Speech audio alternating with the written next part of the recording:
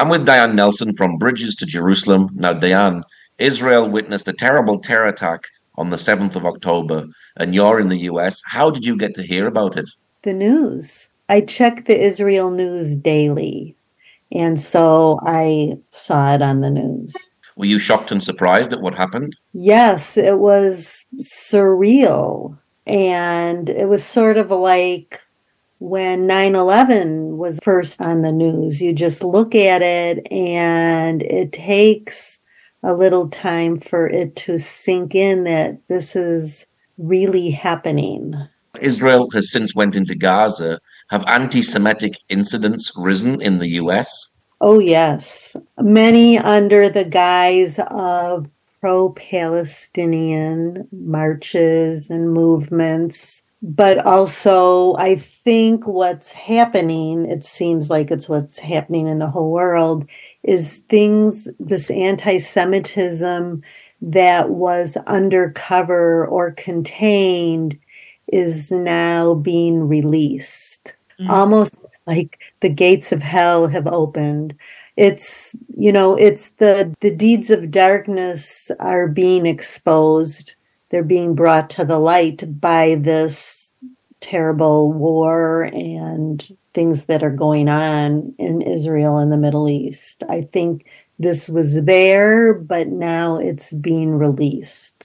Now, tell us about Project Manora. What is that? Okay, so that's very cool. I was Googling, trying to figure out how I could join this war from Oregon. And this is one of the projects I came across. So, of course, it's for Hanukkah. And this guy in California, Adam Kulbersh, this is just what I read when I discovered the website. He is a secular Jew and so not real involved in the Jewish community, but ethnically Jewish. And his son asked him if they could decorate the outside of the house for Hanukkah, because, of course, many of the neighbors are decorating for Christmas.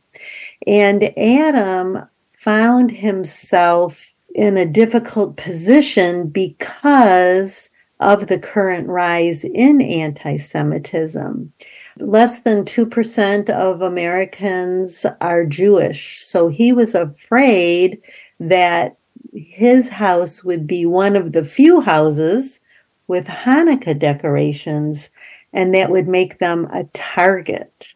It's like so poignant. I think if I put out my Christmas decorations, will people come attack my house? And so this is like the moment he was facing with his son. And so he felt like he had to say no because of that fear. So he was talking about this with a non-Jewish friend. And this friend immediately said, I'll put in menorah in our window too, and you won't be alone. And so with that, the whole idea of Project Manora came into existence. So now the goal is here, I'll just read what is on their website, inviting everyone everywhere to fight anti-Semitism with love, one window at a time. Project Manora is a grassroots movement encouraging non-Jews to place a menorah along with their other holiday decorations in their windows this December in fellowship with Jewish friends and neighbors. It's a simple way to show support for the Jewish community. People are responding from all over, so they're sharing their photos on Instagram and on Facebook. And I read yesterday they have photos so far from 48 states, but many people did not cite their location. So they're asking people be sure to cite your location. So it's very cool. They have it set up.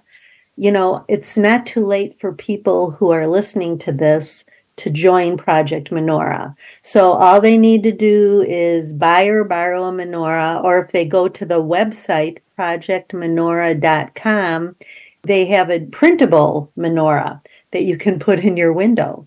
And then they want you to share pictures of your window on social media.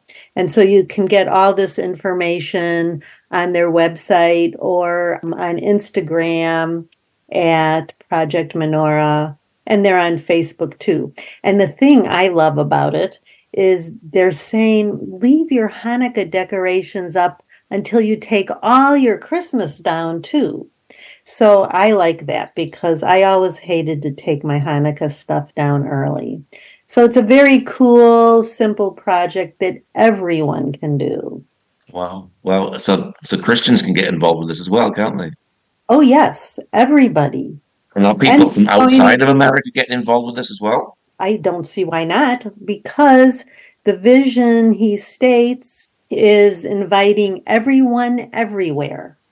So I think it would be cool for the whole world to be sending pictures of a menorah in their window. Tell us about Oregon for Israel. What is that? Okay, so that was another project that I came across when I was searching for something that I could participate in. It's a private Facebook group in Oregon. And I'll give you their mission statement real briefly. In the heart of Oregon, a diverse and compassionate community is coming together to make a powerful statement. We've witnessed the recent horrors of terrorism in the Middle East, where over 1,400 innocent lives have been lost and hostages, including kids and elderly, remain in captivity.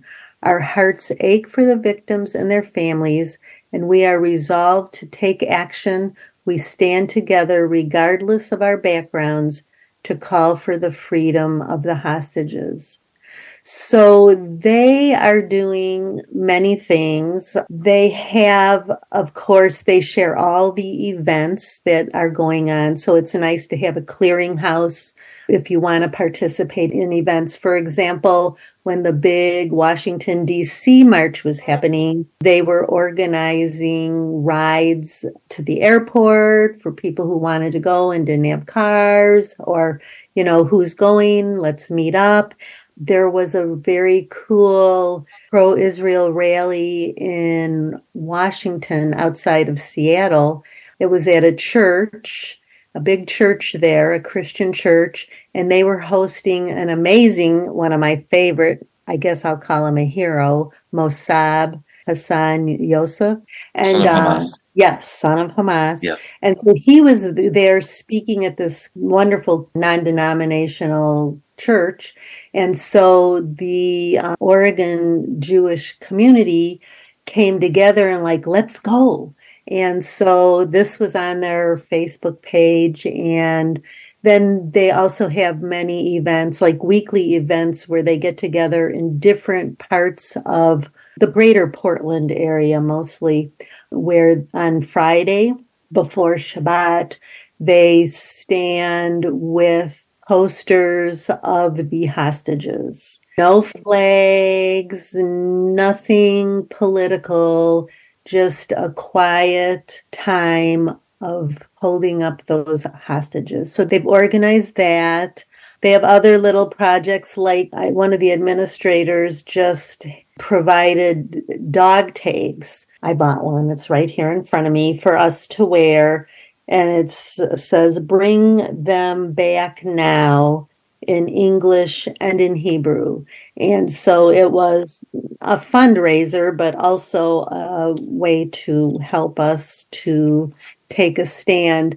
And then they're looking for ways just to support the Jewish individuals in Oregon. So, for example, someone started baking challah bread on Fridays for people. And so they let everyone know so they could go and support his work. And so just a way to support individuals, share events, and just raise awareness. Why are you standing with Israel at this difficult time? Yes. Well, there's really, for me, it's a no-brainer. But maybe for other people, they have to think it through. For me, I made the decision to join the battle. I don't want to be like the people were in Nazi Germany and Europe and even the whole world during the rise and control of Nazism. I don't know. I've spent a lot of time reading Holocaust memoirs and even, historical fiction. I've gone to Yad Vashem, I don't know, 20 times at least. And I didn't know why. I felt so compelled. But now I know why. I think God was preparing me for what's happening now because it's exactly the same. And so, I was faced, I suppose, with different options, just like the people in Nazi Germany, Nazi Europe, to choose to close my eyes, because when we don't do anything, we're making a choice. So I was reflecting on what I learned from what the people went through. And it was people just like you and me, probably people who had Jewish neighbors, Jewish friends, and then all of a sudden they're forced to take a stand. And some of them didn't take a stand because they were afraid of what could happen to them, of course, and their families. They were afraid of rejection by friends and family, but also, of course, the terrible things the Nazi regime would do to them. They maybe chose not to take a stand against this evil propaganda because they would benefit by not taking a stand. They would get power, prestige, food, basic survival needs met. Maybe they were uneducated. They didn't choose to look beneath and behind the propaganda or the fake news, as we call it today. And so they were, in a way, you could say, innocent because they were ignorant, but not really, because we all can choose to learn. And many, maybe it was just a matter of survival in a life that was already hard, maybe a sick family member, a disabled family member. Who knows, all the problems that we struggle with in our individual lives and families. And it was just easier to close eyes. But for me, it's like not an option. I'm not going to close my eyes. I choose to have them open. And I won't be afraid. Well, I'll be afraid, but I don't care. Maybe I'll suffer. Maybe I won't. I'm not in the Jewish community, so I don't have the level of fear that they have. I don't have the history of fear that they have. And so maybe I'm in for an education. I guess the education has already begun. But it was, we have to choose. Like we have to choose life or death. We have to choose, as they say, which side of history we're going to be on. So I made my choice. How did the Jewish community feel at this time in Oregon? Is there a sense of fear? Yes, there is apprehension, and, I can't really speak for them, but from what I hear, like it's unbelievable in one way that this is happening again. But then on another level, this has happened for centuries. And so why not again? And so it's awful and horrible. But if there's any good in it, it's they as a community coming back together, which happens in times of crisis for all of us, but especially for them because they're all they have, or they feel that. But by us taking a stand with them, hopefully they will feel not as alone as they have in past periods of persecution. Are they seeing the Christian community standing with the Jewish community?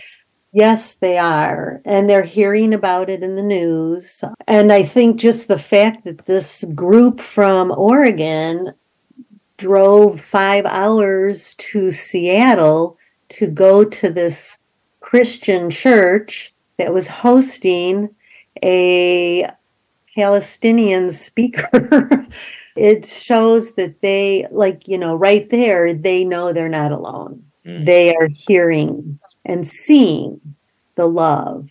And before this, it was actually a 2-day event. They had the speakers shared 2 different days. But the first day, there was a pro-Israel rally in Seattle, and it was organized by the Christian community along with the Jewish community. So I think they're seeing that Christians are standing with them. What is your prayer for the Jewish people at this time all around the world? My prayer is that God will give them His peace, His courage, His protection, His comfort, and a revelation of His love, a revelation of Himself, that He is real and He understands and He is standing with them. A revelation that He is standing with them. You have a ministry called Bridge to Yeah. Jerusalem. What's the website for people who'd like to know more? Bridge number 2, Jerusalem.net. Okay, Diane. Well, thank you very much for sharing. Thank you for inviting me to share, and thank you for what you're doing. You're a hero too.